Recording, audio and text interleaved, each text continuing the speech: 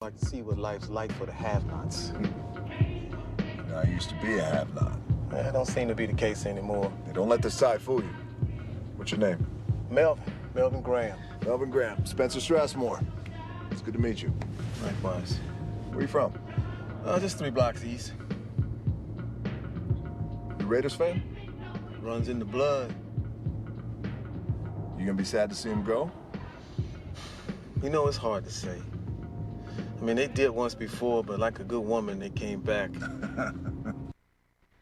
Hey, I gotta tell you something now. You weren't chipping. This is the best barbecue I've ever had, brother. Yeah, you sure you ain't been to some better place off the south of France you might have forgot about? Do I look like you go to fucking France? Huh? Is the place always jumping like this? Hey, man, Friday night special, a sure bet. The only other time when the Raiders are playing, this place go crazy.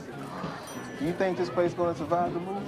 Well, you know, I mean, the move's not official. You know, anything could happen, right? Yeah. Man, I put my hard-earned money on Spencer Strassmore many times. Come on, brother. Man, always came through for me. If I lose consciousness, just make sure to check my pulse, all right? Yeah, just make sure you crack a window back there. I don't need you hotboxing my ride. Take you back to the hotel now. You're gonna need your rest for the big day tomorrow. Takes a lot of energy to crush the heart of the entire city. You all right? Let's make one more stop. How the hell are you gonna even get in there? We're gonna fly, Melvin. We're gonna fly.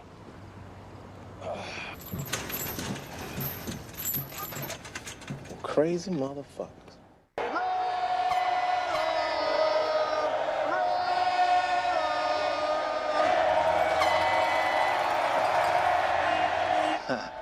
Do they have permits? Everything I'm supposed to be doing.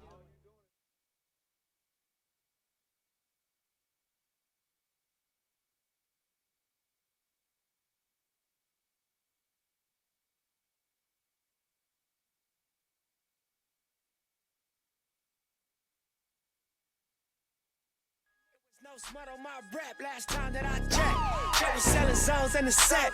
Make $250,000, no sweat last time that I checked. I'm the streets voice out west. Legendary self-made progress last time that I checked. First you get the money, then respect, then the power and the hoes come next last time that I checked. I've been self-made from the dribble.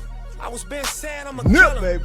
Nah, playing no games with you niggas. Pop clutch, switch lanes on you niggas. Nah. I laid down the game for you niggas, taught you how to charge more than what they paid for you niggas. On the whole thing for you niggas, reinvest, double up, then explain for you niggas it gotta be love. Run the city, it gotta be cuz. It's for the pieces I took off the monopoly board. Yeah, y'all niggas false claims, it gotta be fraud. Just keep the hood about your mouth and you gotta be charged. I doubled up, tripled up, nigga what? Banged on the whole game, I ain't give a fuck. Nobody tripping, handle business, got my digits up. And when I drop, you know I'm about to fuck the city up. Check. It was 5 chains on my neck. It was no smut on my rap last time that I checked. Check was selling zones in the set. Make $250,000, no sweat last time that I checked. I'm the streets voice out west. Legendary self-made progress last time that I checked. Debut show, my new show, oPiNioNaTiOn. That's right, it's like everybody got an asshole. Everybody got an opinion. No matter how weird it might sound, Nick, we're going to hear them. We're going to talk about them. We're going to debate them. We're going to discuss them. We might just sit back and be shocked about them. Just downright unbelievable, some of the shit that I've just been hearing. But first of all, I want everybody to know that my name is David Raibon. I am the host of this new show. As we saw earlier, the clip that was from Ballers. I know some of y'all going like, damn, HBO? Watch HBO? But I'm a comedian and I'm also an actor. And that was one of the season 3, last 2 episodes of season 3, if you want to catch the full thing. Man, how was it working with The Rock?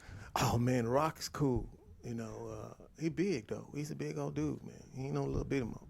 I know, I felt weird. I grew up a wrestling fan, so I felt weird when I met him. And shit. I didn't want to be too excited, you know. Yeah, you know, it's so funny too. When I got the job, I was like, you know, I chilled the whole time. I was like, you know, just you know, I had a lot of lines, a lot of dialogue. Even they cut a third of my dialogue. Oh shit. Yeah, man, they cut some cold stuff. They wrote some cold stuff that was kind of like really going at the Rock. You know what I mean? But they cut that, and but you know, like my friend told me, hey, it's the Rock show, not yours. I'm like, I didn't write this shit. I was just doing, you know, the job they gave me. But nah, he was really cool. The whole cast is cool, man. What season are you guys on? I think doing 5 now. Oh, shit. Yeah, I think they're starting 5. I'm done. I did it. They gave my character so many kids and grandkids. I can't never leave Oakland. You know what I mean? I think I had like 7 children and 12 grandchildren with 2 more on the way. So shit. They made damn sure this Negro never follow us outside Oakland. As a limo driver? Yeah. Oh, that's a cold game. That's a cold game. No. Isn't Denzel Washington's son on there? Yeah, David. He's on that show. David yeah, Washington? Oh, okay. Yeah. I gotta check it out, man. Yeah, but he's like a series regular. He's the man on that show. It's a nice gig, man. I ain't gonna lie to you. HBO, they really take care of you nice. I was in San Francisco staying in the Fairmont Hotel where we actually shot. Oh, wow. So they put me up in the hotel where we actually shot, and I was just like, I can't believe I'm up in here.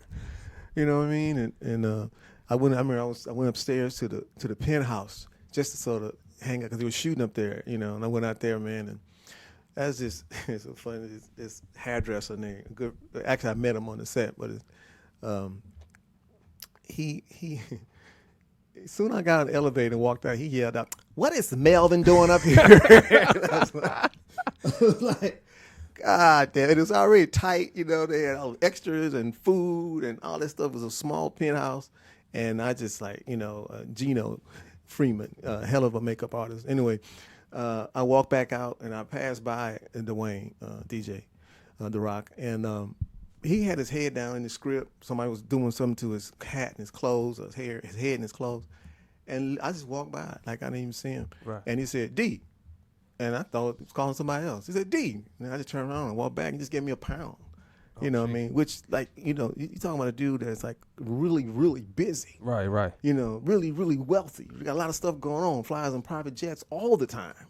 But yet he took the time to raise his head up to throw £1 to a guest star. And that was like really, really cool. So, hey, man, you're not just a guest star, man. I'm looking at some of your credits here, Dave.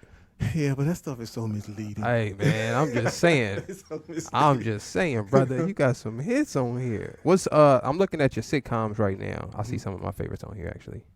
What was your favorite TV show to work on? Besides Ballers, it had to be Just Shoot Me, because I worked with Snoop Dogg, man. And that's like my second, I guess my 3rd or 4th show that I had done on television. And just to be one of the posse members in this little crew. And I just thought it was so weird that it was like smoking weed in the dressing room like it wasn't shit. And, I was a cop. Right. Oh, that's hilarious. Before I came here, I was a cop in Houston. People don't know, hey, see, I told you cops smoke weed. No, I was a cop in Houston, and I didn't do any of that stuff. But I left that in 94. I came out here in 95. So I think I was about 96 or 97. I was working with him. And they was passing the blunt around, dude. And I'm looking at security, smoking the blunt, and like, this is so wrong. I shouldn't be doing this, But yeah, man, broke bread with Snoop. That was fun. The Shield was cool. Working with Michael Chiklis. Yeah, I was just gonna say, man, you were an actual police officer. So I see you did NYPD Blue. Yeah. You did The Shield. Yeah. I see you did NCIS. Yeah. Any of those shows are anything like being an actual police officer? Cause I watch SVU like that shit's real. I'll be feeling like SVU is detective-wise. SVU is real, except maybe when the Ice-T character. Oh yeah, that nigga's. I already know that nigga's. All he does is reiterate what they already said. Yeah, we got the guy. You mean you caught the crook? Yeah, man, we got him. You mean you got him? Yeah, dude. He said we got him. But I don't know. Probably. Well, as far as the film is concerned, the closely related film to me, as far as realism, is Training Day. Because I worked 2.5 years as an undercover narcotics investigator, so all that stuff. We never killed another cop. Let's just stop right there. We never killed another cop. You know what I mean? No sense of just getting indicted this late. But yeah, some of those shows, man. I think the one Angela Bassett's on. I think it's a 911, I believe it's called or something. Yep. That show is pretty close to reality too, because I've so seen some of that stuff. Did you meet any of those the type of character Denzel played in Training Day? Did you ever meet any of those type of cops? And obviously not full-fledged in that character. It's so funny because the way it is like you come into the academy, you get out, you get on the streets, you work for a while, then you can transfer into a specialized division. You know, so when you get into narcotics, you come in there, and it's a group already there. You know, and there's just some rules. You know, it just you gotta learn certain rules. So it's like a crew. Yeah, everybody got their crew. You got a crew. You know, and without giving away too much, it's just a lot of rules and responsibilities, and you just gotta watch your back. You know, I mean, I had a Colombian try to rob me, dude. $3,000. Knowing you were a police officer or undercover? No, I think he thought I was just a brother just trying to buy some cocaine. You know, was trying to buy 3 ounces. And he just stuck a gun out and put it in my head and pulled the trigger. I mean, I heard the click, click, click. And then my partner just started blasting from across the car, dude. Put 2 bullet holes above my head and then put 2 in the trunk and hit the guy once. And I had a Walter PPK that I was sitting on, 380, and I got that sucker. I popped him once, but my second round jammed because I was shooting hollow points instead of ball ammo. Oh, I would have been still shooting that motherfucker. That was the closest shit. What's it like being in a gunfight in that situation? Well, first of all, gunfights are real fast. That shit on TV, they don't last that long. You ain't got time to reload and shit? No, you ain't got time. If you reloading, it's some situation where you hide behind a car and they got like an AR-15 or some shit. Right. They just steady dumping. But if you talking about handgun to handgun, pow, pow, pow, pow, pow, pow. Pow. Pow. That's pretty much it. How often did it happen while you were on the job? That I was in shootouts? Yeah. I mean, being undercover, I'm assuming. Well, undercover is always shit, because it's different. Like when I first came on the department, when you kick a door of a crack house in, let's set the stage. What is this? The 90s? Yeah, this is the early 90s. Yeah. Oh yep. Shit. Yeah, 84. So you went gang banging and cocaine and crack and all of that. Well, not really gang banging, because like I always tell people, our gangs, we didn't have sophisticated gangs when I came up. I mean, our gangs, the graffiti was like Fred was here.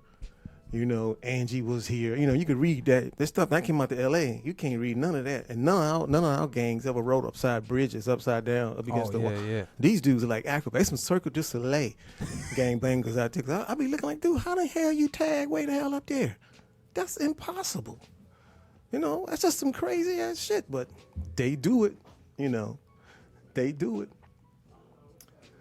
But, yeah, man, shoot. It was, I'll tell you what, though. I wouldn't turn any. I wouldn't give it up for nothing. You know what I mean? I wouldn't give it up for nothing. It was a part of my life. You know what I mean? I needed a job. They was hiring. Next thing I know, I was a cop. Shit, I was scared. I ain't gonna even lie. I was scared. And I went in the academy. I mean, I never forget this white dude was like, "Why you talk so damn much?" That's because I'm scared, nigga. I didn't have to even, you know what I mean? And then, but once I got out, I remember him told me, he said, "Hey man, Raibon, have you ever wrestled anybody with a gun, for a gun?" And I was like, "Hell no." And apparently, this white boy had been through more shit that I had been through, right? And then the situation happened where I did have to wrestle somebody with my gun, trying to keep my gun. Shit. Oh my Lord, dude, it was crazy. So now I have a whole different attitude when it comes to that police shit. I think about that sometimes too. I've never been in a gunfight, but I've been shot at before, and I won't even go to that neighborhood anymore. So I think about police officers knowing if you're in a shootout, you pulling somebody over, you get in the shootout. How do you go on with your job after that? To continue to pull people over that look similar to that person. Well, usually that's it that day. You're done that day. I mean, even tomorrow, like, how do you go to work the next day with that idea? I tried to get this man a traffic ticket and I almost got killed. I know. All I can tell you is I remember my supervisor, Lieutenant Kunkel, told me after I got into that shootout. He said, "Take a couple days off and we'll see you in a few days." I'm like, "A couple days?" He said, "That's what you do, man. That's what you do." Y'all niggas need therapy. I know. That explains a lot. That little PTSD ain't never killed nobody. So we're gonna bring my boy Scrunch, who just got in here. We're gonna bring him in here up in a minute. I guess we probably go ahead go on the break. We'll take a quick one. Take a quick break, and then we'll come back with my boy Scrunch Easy. One of the most talented comedians, been from the streets, know what it's like from Long Beach, and he's gonna give us some straight up insight on why did Nipsey have to die. All so right, young, y'all. 33 years old, man. We'll be right back. Guys.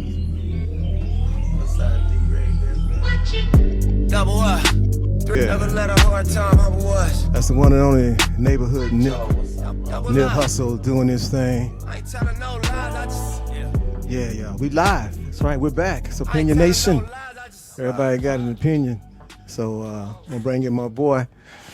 This guy's coming up right here. I'm gonna bring you up on the stage. This guy's coming up next. We're so used to doing that. But y'all know him, man. One of the funniest cats, one of the realest cats I've met when I first came out here. Y'all, like we talked earlier, I used to be a cop. I was a cop for 10 years. I got a criminal justice background. I think I'm going to get my master's in criminology because it's stand-up comedy shit. It's getting a little old for old nigga. But that's my background. But I became a comedian because I've always been a class clown. And so when I was a cop, I was a comedian. I had to quit being a cop because I was a comedian. And then I've been a comedian and pretty much until I became an actor. And that's where I'm at right now. But when I met Scruncho at the local comedy club, Scruncho from the other side. He wasn't a cop, to say the least. But funny. And I respect this brother, and I know he respects me. So I'm so proud and honored to have this guy on my show. The very first, the debut episode of Opinion Nation. Ladies and gentlemen, please put your hands together for the one and only Scruncho. What's up, man? Congratulations on this show, Mr. Raibon. Thank you, man. I appreciate you even inviting me to be your first guest. I didn't even forgot how I ain't been out the hood in so long. I came down to what is this called? Canoga Park? Canoga Park? Canoga Park. Yeah. Man, Canoga. It was like I'm like, what the fuck is a Canoga? When they add that to LA? Yeah, never been this far out the hood. I said, damn, I know nigga that was this far that took a plane. Nigga been driving all day, but I take that shit for you. You know what I'm saying? I appreciate it, man. Yeah. But we talked on the phone a little bit about the loss of this king, man, Nip Hussle, man. Right. I was telling Nick earlier, I got into him, but as kind of like how we do when we talking about somebody, he's just a Snoop wannabe. And then he kind of vanished, as far as I was concerned. And then, because Snoop, boom. I mean, I even worked with him on Just Shoot Me, we talked about earlier. And then all of a sudden, he just blew up. Yeah. But he blew up not through the rap game. He blew up through his business savvy. Right. And that would blew me away. I mean, yeah, the music was cool. You hearing the music, and you're going like, okay. But then when you find out all these other stuff, that bought the block, the store, the Marathon store. Right. And I went there. I had to see it with my own eyes, dude. Right. And that might have been a time that I might have been scared to go out into the hood and just hang out and just walk around, look like I don't know like I'm supposed to be out there. Right. But I didn't care. I'm like, this dude here, you don't have to know nobody to be affected by them. Absolutely. And some people, and it's so sad because a lot of people on the internet, they just on social media, they get so crazy with shit. It's like, y'all don't even know Nip. Y'all never even heard his music. Blah, blah, blah, blah, blah. You don't have to know a person to be affected. I didn't know Michael Jackson. It affected me when he died. I didn't never meet Prince. It affected me when he died. Right. I did meet Tupac. And it sure affected me when he died. Right. Well, death in life is not personal. It's spiritual. Absolutely. You know what I'm saying? And I tell people all the time, when God created everybody, he created everybody with a purpose first. Mm-hmm. Then after he created the purpose, he created a spirit. Then when he created your spirit, he wrapped you in flesh, and then he put you on this earth to find your purpose. Mm-hmm. You understand what I mean? Mm-hmm. So life and death never been about knowing. All relationships are spiritual. Mm-hmm. But when you see everything you see with the naked eye, it just weakens you. It don't make you stronger. It make you weaker. The naked eye flip your perspective and make you think deceptive. Mm-hmm. You know what I mean? Instead of receptive. Because now you believe in what you see. And the Bible clearly say, don't trust in what you see, because the eyes is the only part of the human anatomy that lie to you more than your mouth. See, your mouth only tell a lie when it's open. Your eyes never stop lying. You know what I mean? So you don't have to know Nipsey to be affected by to have that spiritual connection. And my relationship with Nipsey go way back. Actually, the character, his business partner, Cowboy. Mm-hmm. Cowboy was actually a comedian first. His name was Cam. And Cam, we started at the Regency West at the end of the era when Robin Harris had did his thing, and he handed it down to Ricky Harris, and Ricky Harris hosted, and Joe Torre all the ones Robin Harris by that time, all the people that was up under Rodney Harris was famous by now. Yeah. Joe Torre, Mike Epps, DL, Hughley, Faison Love. They was all on. And I had just gotten the game. And me and Cam used to go to the Regency West. And Ricky Harris used to, now his name Cowboy. But he used to be a real funny comedian. We was the only two real hood niggas on there. And at that time, he introduced me to Nipsey, because Nipsey used to come and help us set up the comedy club and take us over to the Comedy Union back when it was not the Comedy Union, but remember it was on Mixed Nuts. When it was Mixed Nuts. Yeah. And we used to go there together. And at this time, Nipsey was probably about 14. You know what I mean? And that's how I initially met Nipsey. Then later on, once he became Nipsey Hussle, we started vibing. And the one thing we had in common, he was always respectful. You know, he always accepted the fact he was seeking knowledge, and he was an amazing listener. You know what I mean? And you didn't have to have knowledge or wisdom for him to listen, because life is based around 10%. It's a 10% game, meaning like we all got a certain amount of knowledge, right? But you might have 90% of wisdom and 10% and 10%, you know, and 10% of bullshit or whatever, or vice versa. But we all got 10% of something that we need to hear from each other. So the secret to life is, can I listen to you long enough to get that 10%? Because what's stopping me from getting that 10% of what I need to know is all the shit I know. So everything you say I probably heard before. So I'm going to counteract everything you say because I have an answer. But at the same time, I'm running my mouth. I'm blocking my blessings because I'm not going to hear the 10% because I'm shutting it down with my 90% of what I think. You can't I hear know. it if you're talking. Right. And all your blessings don't come out your mouth. They come through your ear. Right. You know, so it just get more. So it's like no matter who in front of you, it's 10% of some shit you need to hear. But to get to the 10%, you have to get to 90% of the shit you already heard. Right. And if you get to 90% shit already heard, you're gonna counteract on that. You're gonna tell your perspective on that, and you're gonna block your blessings. Well, let me ask you this: the way and we talked about this, but the way that Nippy was killed, you know, in front of his shop like that, Right. you know, with Shitty Cuz, aka Eric Holder, you know, did the deed allegedly. He's supposed to say, because you know, unless he was there. I mean, that don't happen every day like that. I mean, does it? I mean, if it is, it ain't on the news, and if it is, it's not our big. It's not people who have made an established place in the neighborhood. That's like going and shoot the guy who owned Roscoe's. Right. You know, that's like going in and shooting a person that you know what I mean, that we grew up through the neighborhood, and all of a sudden, okay, I'm so pissed at you. You know, and there's all kind of conspiracies out there. You know, Cuz did it because he's mad at him. You know, the white man did it because he was gentrifying the neighborhood. The white man did it because Dr. Sebi. Here's the thing. I'm not going to really believe into the conspiracy theory, because here's the thing. One thing about conspiracy, when conspiracy and the government is involved, it always consists of three elements. It consists of a hotel room. It consists of late nights. It consists of drugs. And it consists of a woman. You know what I mean? That's four things. But about 3 or 4 things. I agree with you. And I'll go with that. Because that creates the element of what you don't know. That's you know what I mean? That's how they got Marion Barry. That's how they get a lot of them. Yeah. You know what I mean? Because, who wouldn't do that, though? Yeah, because they could play up. But see, usually when it's a hit, you know what I mean, people going to shoot you.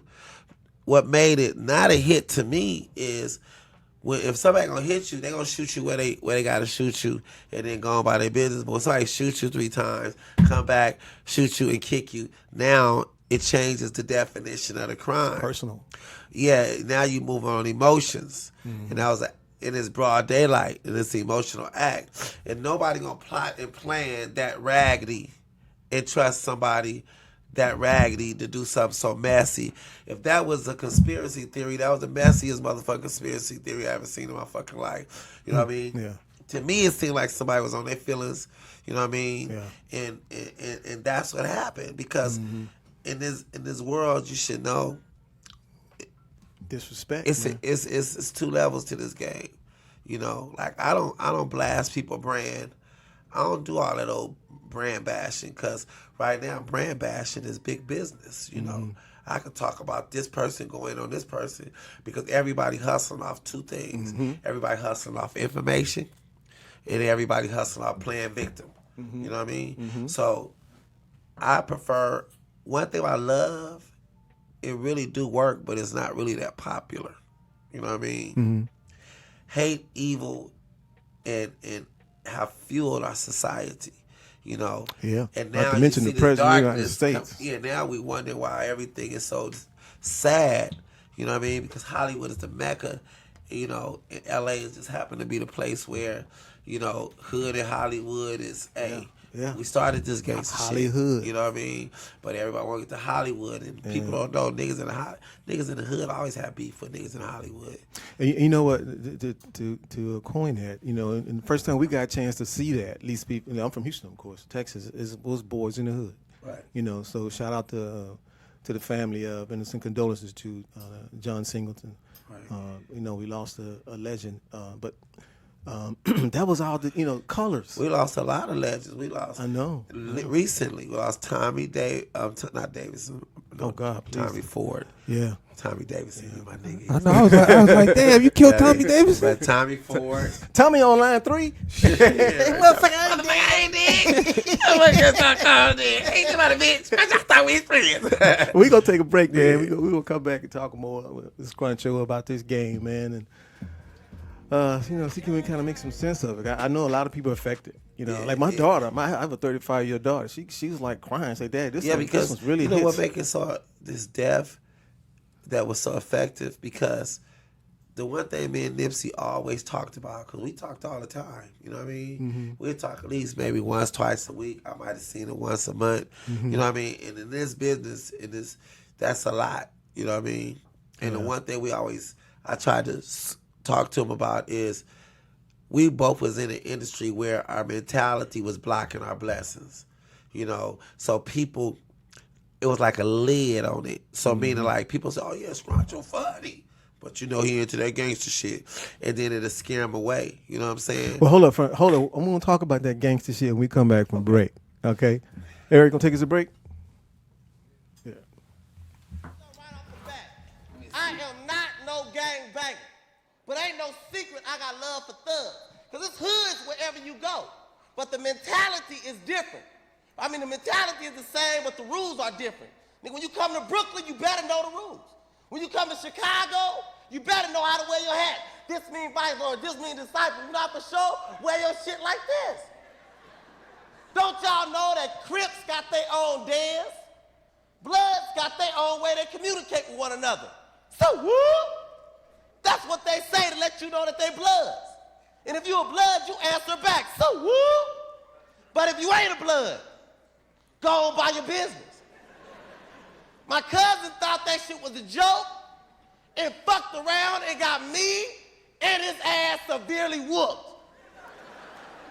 We walked in the wrong neighborhood, they hit us up. So whoop! This stupid motherfucker gonna turn around and talk about cock-a-doodle-doo.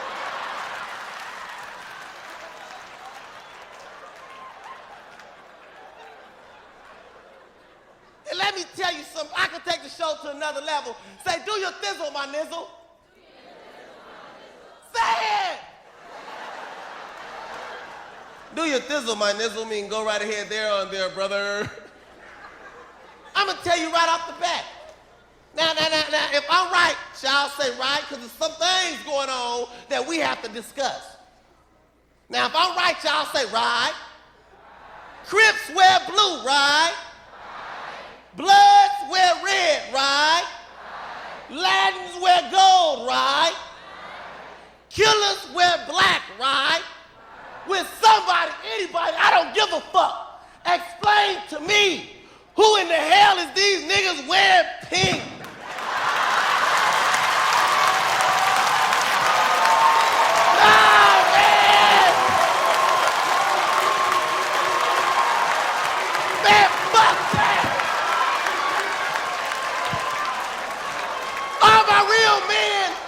All my real men say man up.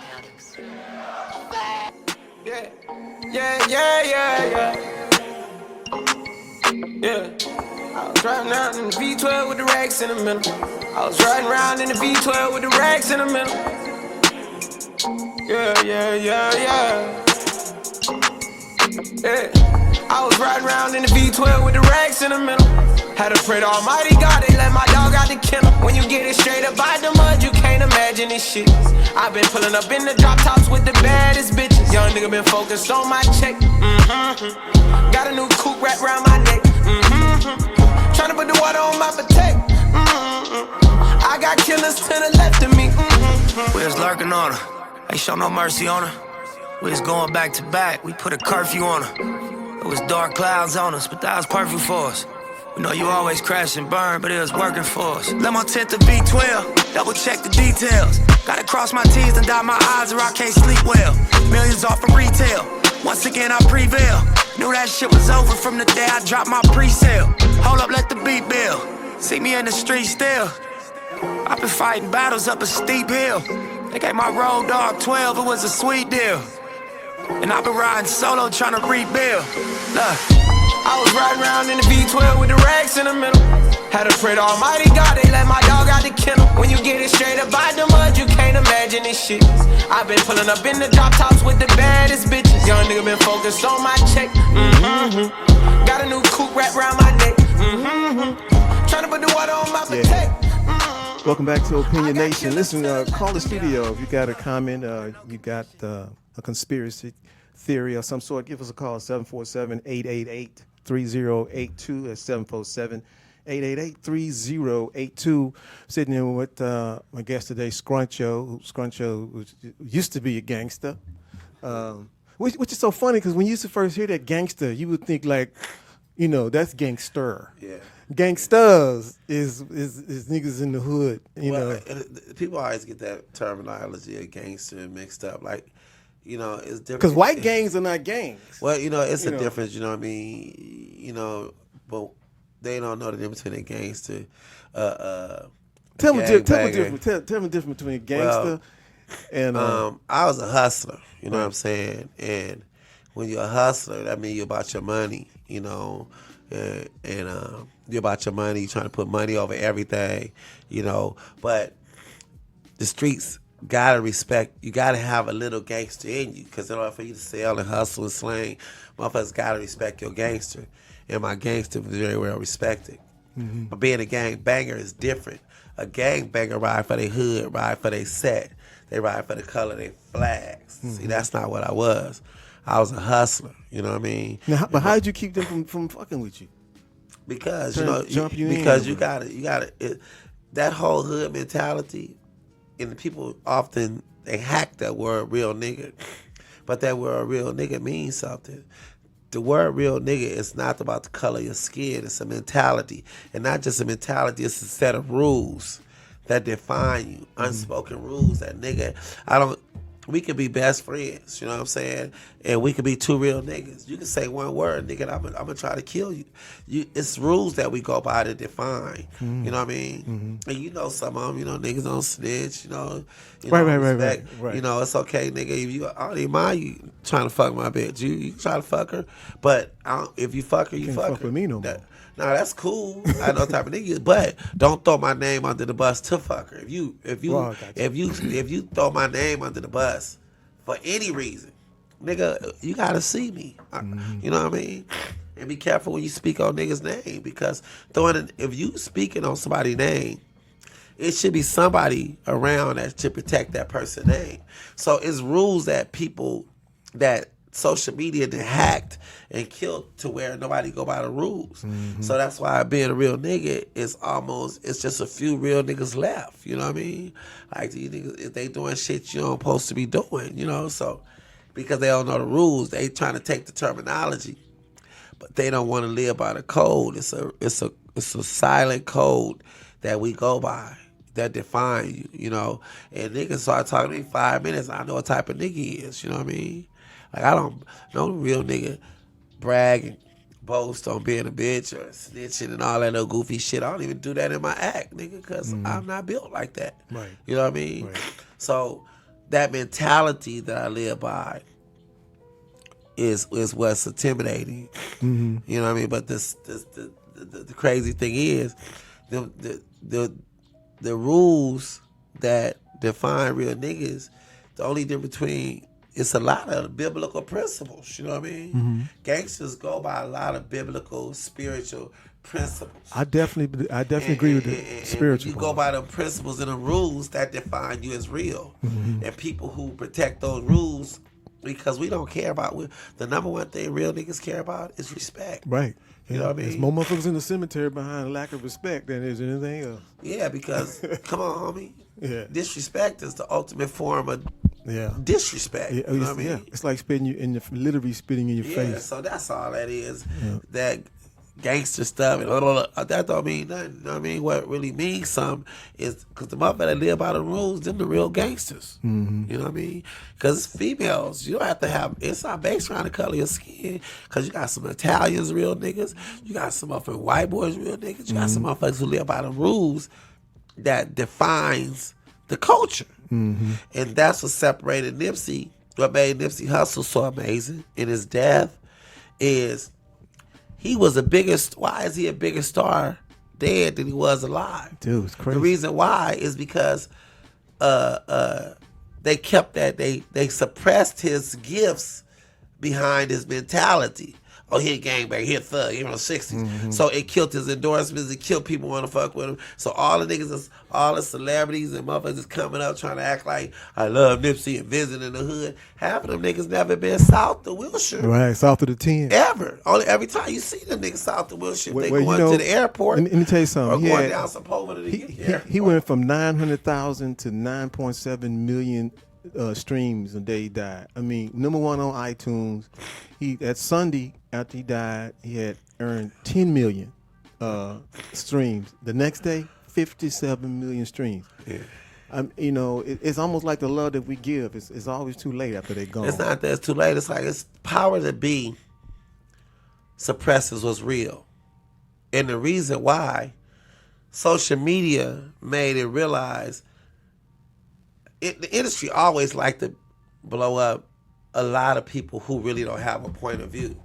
If you don't have a point of view and you kind of really don't, not that wisdom, or you ain't got no message, it's easy for me to market you. Mm-hmm. Yeah, because you're safe. Right, yeah. So a motherfucker that's got something to say, it's not really safe because I can't get no real endorsement deals off you. Because you might say some shit that Right. embarrasses So with that being said, Hollywood realized through marketing, we can make a lot of fucking money off frosting. This fucking they love this frosting. Mm-hmm. And they feed you frosting and feed you frosting, right? But guess what? If you eat too much frosting, you're going to get sick. That's right. And if you go, it's somewhere down the line, motherfuckers going to want some cake. Yeah. And when you have a birthday party, nigga, the frosting is cool, but niggas going for the cake. They can't just live off of frosting. They not going for the frosting. They going for the cake. You know what I'm saying? Well, we got a couple questions that came in over the line. Nigga, I'm the cake. What you got here? So yeah, we were just talking about Nipsey a little bit. So not too many people know Nipsey actually employed over 40,000 people. Yeah. Throughout his various businesses. Crazy. So I wanted to ask you guys, and I know. Can't hear? Just move the cord on your end. So I know we didn't really get a chance to. Right there. We didn't really get a chance to celebrate Nipsey Hussle when he was here. So I wanted to ask you guys, when you guys were growing up, did you guys see any local celebrity or maybe athletes that came and gave back to the community that didn't get any publicity or any shine? For example, when I was growing up, one of the big people to come back and show love was Gilbert Arenas. Came back. He's from out here in the valley. He came back and helped out a lot in the area. Steve Smith went to Taft out here, played for the Giants, came back and did some things for the community. So I want to know, when you guys were growing up, I know you're from Long Beach. Right. Did you see any artists out there or maybe some athletes actually came back and helped out the neighborhood that maybe we didn't get a chance to acknowledge at the time? Well, you know what? Our Long Beach athletes, I'll be honest, man, they always come back and give. Willie McGinnis. Oh, yeah, shouts out to Willie McGinnis. Willie McGinnis, always, he had 55 Entertainment. You know, even though he always was kind to me, he didn't really fuck with me business-wise, but he always blessed my brand as much as he can. You know, you always want him to do more, but he always was doing things for the community. And sometimes Snoop get a lot of negative press about he don't do it, but Snoop did a lot of shit for a lot of people in the fucking community. Yeah. I mean, football. Yeah, I done seen him help. the league, Man, I done seen him open up his mama restaurants. I done seen him bail niggas out of jail. He done gave niggas album deals. He done signed niggas development deals. Snoop did a lot, but enough is never enough. You know what I mean? Yeah. Right. So they could always knock what Snoop didn't do, but he did so much. Shit, the nigga put me in the movie, and when I came into business, I was wild. I didn't know the etiquette. And he pulled me aside, and he said, look, you can't be like that. You got to woo. You know what I mean? So a lot of our athletes, you know, from Long Beach come back and give. And so it was Tommy Ford, you know, he from Long Beach, Ricky Harris, you know. Rest in peace, Ricky Harris. Ricky Harris, my big homie in comedy. They all groomed me to be the celebrity I'm aiming to be. You know what I mean? Because without them, I couldn't even be on the path that I'm on. From Willie McGinnis to Snoop Dogg to Ricky Harris, rest in peace, to Nate Dogg. All of them was an integral part of Scrunch. Rest in peace again. Yeah. Nate Dogg, man, come on. How about you, David? What about you? Y'all need from Houston? I can't, because I left and came out here and been out here 25 years. The only person I know that done a huge amount of things in Houston is Beyonce. You know, she basically came back and built a city for Houston. You know, I think for homeless women or some situation. Yeah, I can't really think of it. Do you know where Slim Thug is from? I think he's from Dallas. Slim Thug sound like he might be from I think he's from Dallas. I know that he has a big real estate company out there that he's employing a lot of black people from that area to rebuild a lot of those areas down. But it's a lot of Nipsey hustles way before Nipsey died. It was some Nipsey hustles. You know, David Banner is a Nipsey hustle. That's right. David who? David Banner, Nipsey Hustle. Master P is the king of the Nipsey hustles. Yeah. You know, it's Master P. Yeah, been fucking with comedians and putting motherfuckers on. But see, the thing is, since day one. But he never was in that game like that. Yeah, you know what I mean. Master P was a hood nigga though. Master P was grimy, man. Master P did a lot of work. He was a gangster. Yeah, but in Louisiana though. Yeah, but it's different. You know what? you can only bang so much in the body. Hey man, can I say this about gangsters? You're the alligator, man. Listen, chop yourself, fool, nigga. Like I remember seeing Ice Cube in the hood years ago, way back when him and Ice Cube was giving a lot of shit back to the hood, way back in the days before he was popular, but he wasn't rich as he was, and he was already coming back to the schools, dropping knowledge and giving back. Yeah. You know what I mean? Like I done seen Cube market his brand so brilliantly in the way that he blessed people, because guess what? Mike Epps, Mike Epps, Chris Tucker, Cat Williams, Michael Blackson. In reality, they should all give Cube 10% of everything they make, because without Cube, they would have been just regular comedians right now. But because of Cube, and it's ironic because they blew up in a West Coast movie, perpetrating West Coast characters and put on by a West Coast nigga. You see what I'm saying? And the only one I know that really loved Cube and honored Cube is Mike Epps. He talk about Cube faithfully, show that man nothing but love and respect. You know what I mean?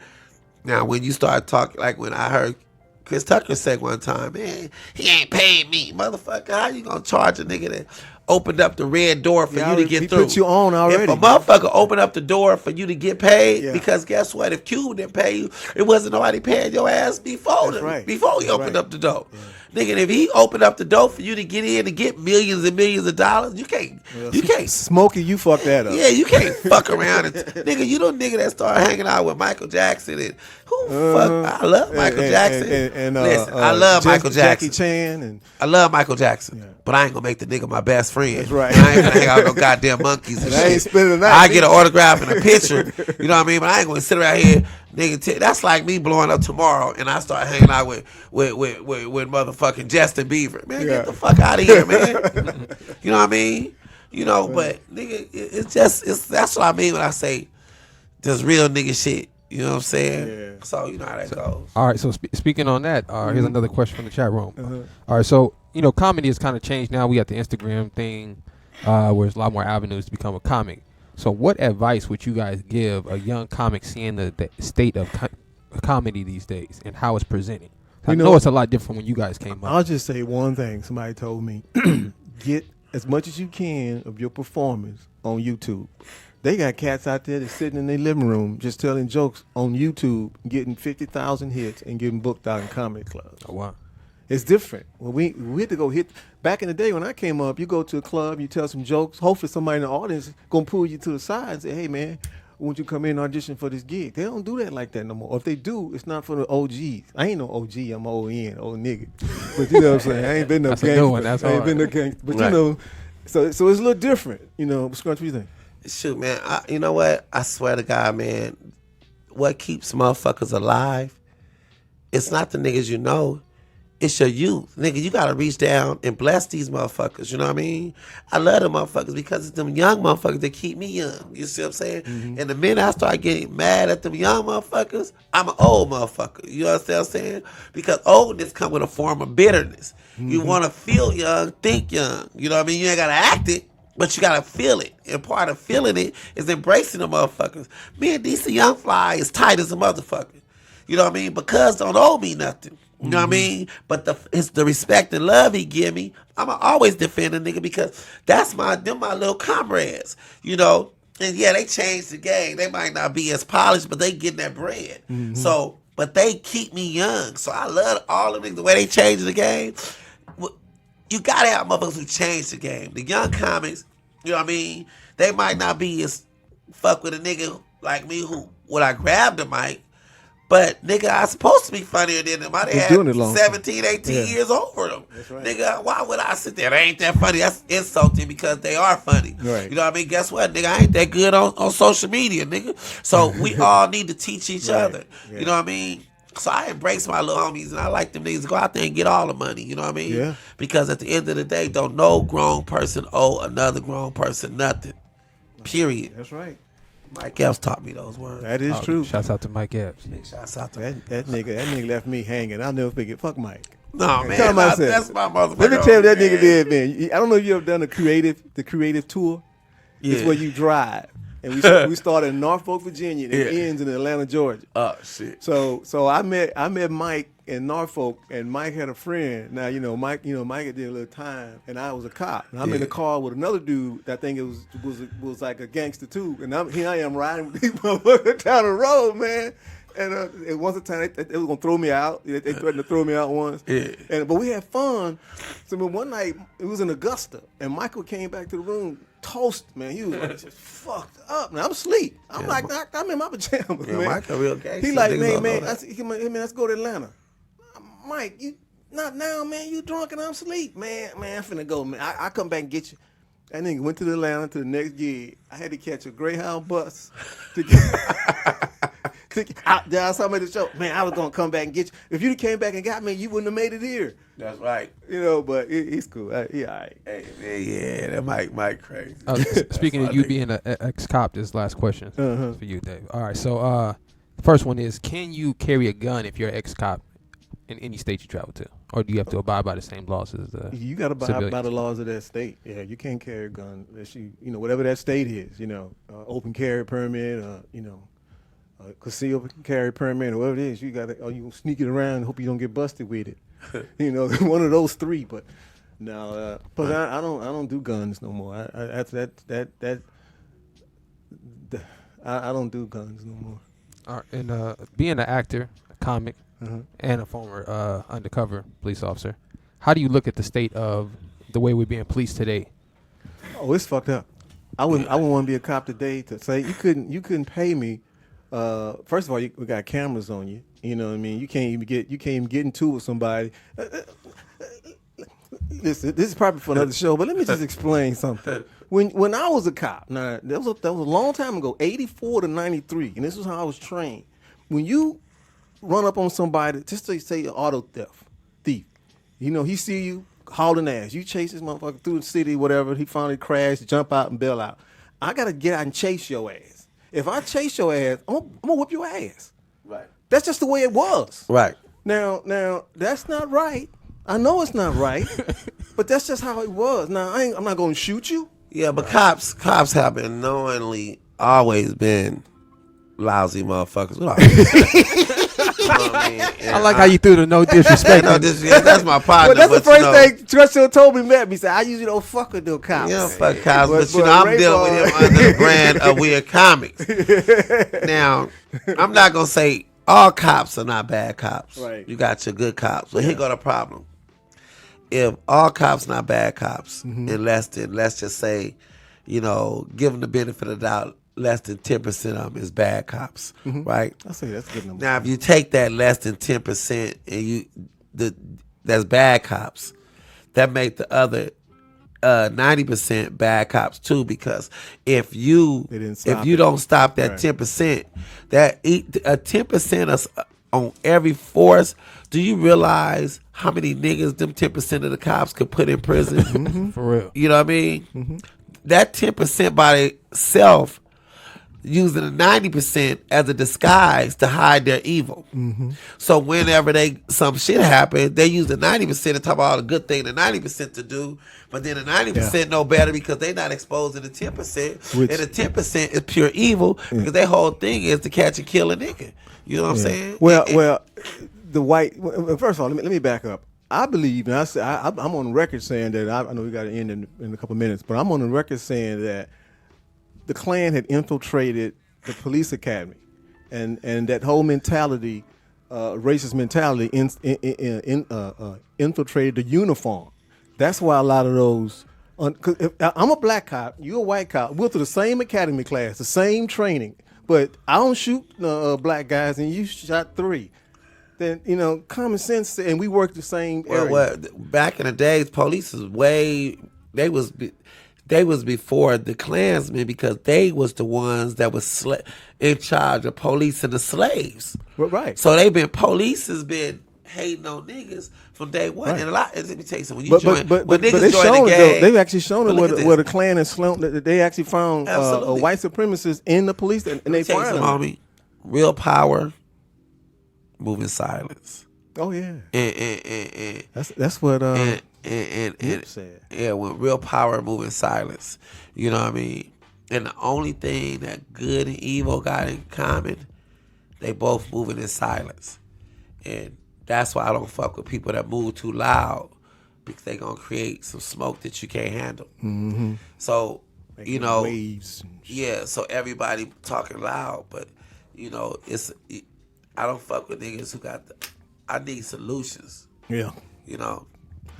Well, I guess that's gonna be a wrap for the first one out the box, man. Hey man, we gotta say R.I.P. to Nipsey Hussle, man. Yeah, what Nipsey did, he was the first artist, not no other rapper in death, where they slid his mentality, his hood, his gangster aside, and they looked at his body of work. And when they looked at his body of work, he exposed everybody, because now everybody want to know, to all the rappers and all the entertainers out there, where's your Slauson and Crenshaw? What corner do you own? What have you done? Now we looking at these niggas' resume. Now I'm seeing all these motherfuckers in the club tipping all these, spend all your money, hundreds and hundreds of thousands. Making it rain. You making it rain at an establishment where less than 1% of black people own strip clubs.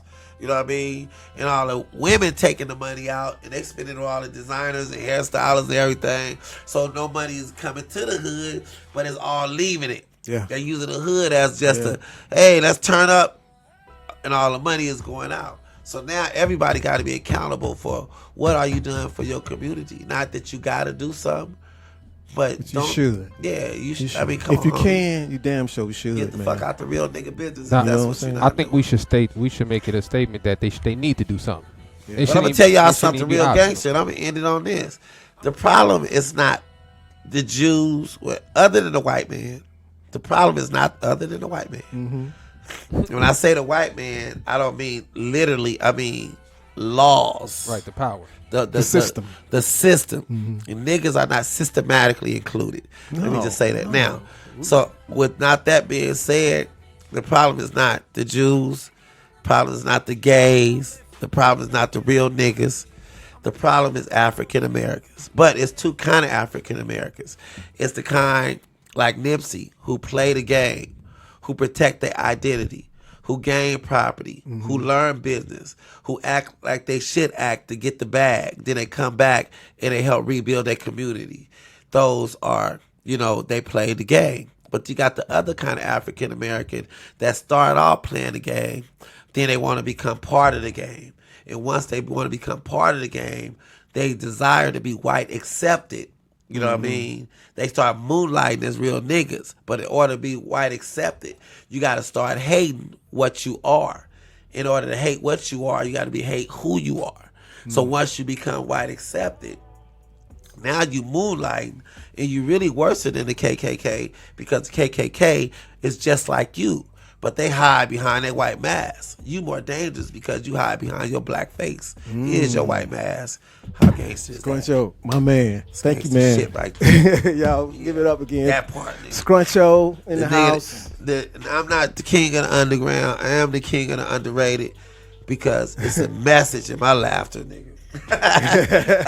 Wait, man, I so appreciate you coming and doing my show, man. For the very first one. I think that's going to be a wrap, Nick. Yeah, this has been real, man. On the closing, all I can just say is, again, thanks, Scrunch, man. God bless you. The Lord be with you wherever you go. Everybody out there, just be safe and just look out for each other. You know what I mean? Because at the end of the day, we are brothers and sisters. That's it. They're nothing other than brothers and sisters. There's no like brothers, sisters, and caramel dudes or green dudes. It's brothers and sisters, and that's all we got. So we got to get along. We got to stay getting along so that we can get on and do what we supposed to do before our time is gone, and we can leave something for our family. Because at the end of the day, that's all that really matters. Yeah, because you gotta bring back love, because God is love and love is God. That's right. And in order to love yourself, you gotta love who you are. Because if you can love who you are, you can love yourself more. You know what I mean? And then when you love who you are, then you can love everybody. And y'all gotta excuse me. I was riding with my top down, man. I got these allergies. Nowadays you been sniffing too much. That nigga Scrunch on that cocaine, He on sniffling. He on something. He just sniffling. To all the people out there be sniffling. Man, just know. That's all right. Yeah, so. All right, Scrunch, man. Thanks a lot, man. I appreciate it, man. Nipsey Hussle. R.I.P. John Singleton. R.I.P. I'm prolific, so gifted. I'm the type that's gon' go get it. No kidding. Breaking down a switch in front of your building. Sitting on the steps, feeling no feelings. Last night it was a cold killing. You gotta keep the devil in his hole, nigga. But you know how it go, nigga. I'm front line every time it's on, nigga. 100 proof flow. Run and shoot pro, 458 drop, playing bulletproof soul. Every few shows, I just buy some new gold. Circle got smaller, everybody can't go. Downtown Diamond District, jewelers like yo. Hustle, holla at me, I got Cubans on the low. Through the Cancun, smoking Cubans on the boat. Then dock that Tulum just to smoke.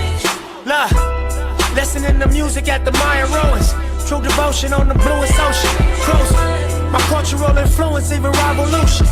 I'm integrated vertically, y'all niggas blew it. They tell me hustle, dumb it down, you might confuse them. This ain't that weirdo rap, you motherfuckers.